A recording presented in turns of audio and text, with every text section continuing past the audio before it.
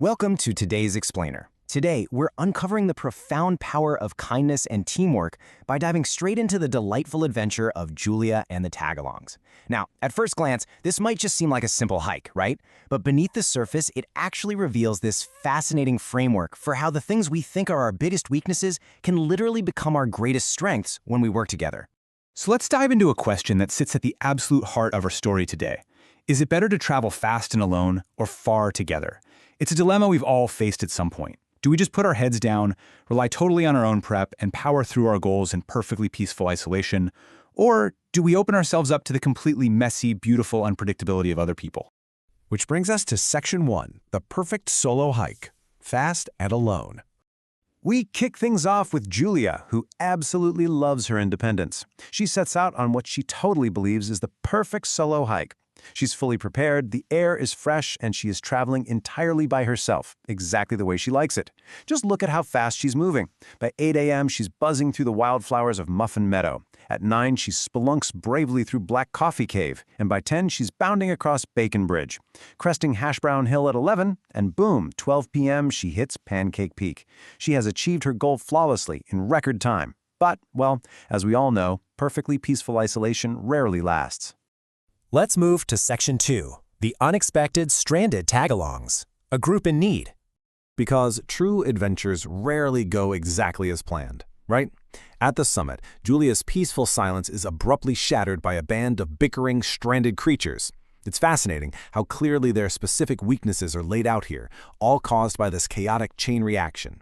See, when Violet the porcupine looked down, her fear of heights caused her to poof out her quills. That sudden fright broke the glasses of Louis the javelina, leaving him unable to see. And that popped the cargo balloon Fitz the packrat was using to lighten his massive heavy load. So now, absolutely none of them can get down. Confronted with the plea, "So what do you say, can we tag along please?" Julia is faced with a massive choice. This is definitely not the way she likes things. She just wants to be home in time for dinner. But in this critical moment, she chooses kindness over her preference for isolation. She agrees to help them, officially kicking off their collaborative and highly unpredictable journey down the mountain. And that brings us to Section 3, sharing the heavy load at Hash Brown Hill and Bacon Bridge. As they start this completely unpredictable descent, their very first major hurdle is Fitz's impossibly heavy backpack. But during a sunny little picnic at Hash Brown Hill, they solve this in the absolute best way possible, by eating his load. As Julia points out, a rat's pack is where the snacks are at. They just gobble up some of that weight, proving that sharing a burden doesn't always have to be some painful sacrifice. Sometimes it just brings immediate joy and sustenance to the whole team. But the real test happens next. They arrive at Bacon Bridge only to find it completely broken. Step 1, discover the bridge is out. Violet is instantly ready to panic and declare them totally doomed. But step 2 is, don't panic, because step 3 is where the magic happens. They rely on Fitz's packrat supplies to fix the path forward. The crucial takeaway here is that the very pack that was weighing Fitz down just moments before becomes the exact tool the team needs to survive.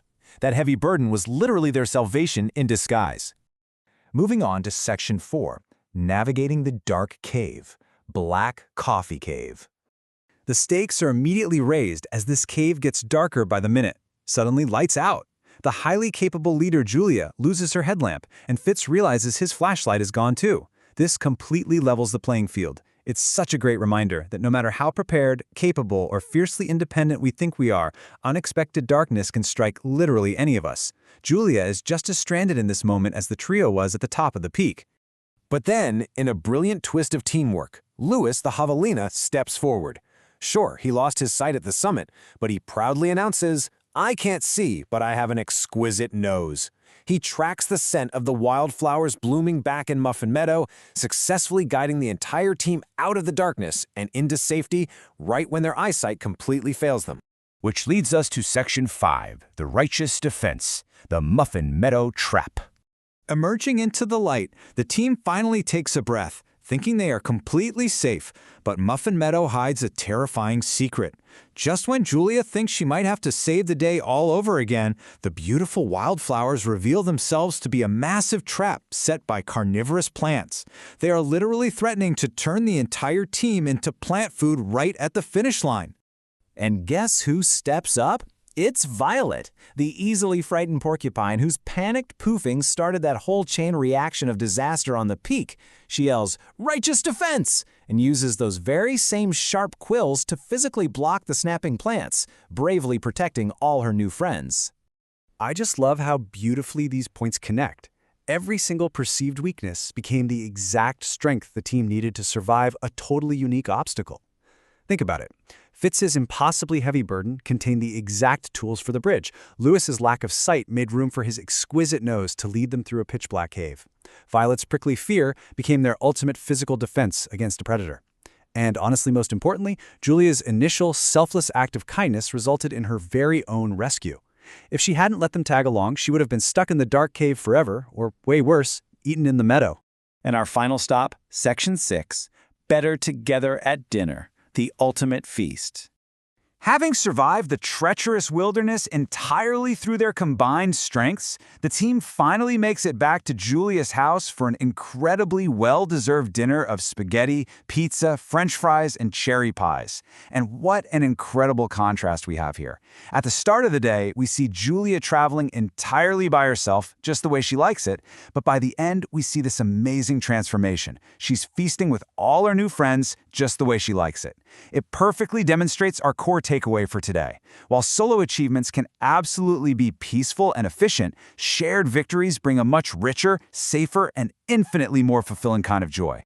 As we wrap up this explainer on the incredible power of kindness, teamwork, and combining our completely unique quirks and strengths, I want to leave you with a final thought for your own life's adventures. Going alone might be faster, for sure, but going together guarantees you have the tools, the vision, and the defense you need for the obstacles you simply cannot see coming. So, next time you face an impossible climb, who will you ask to tag along?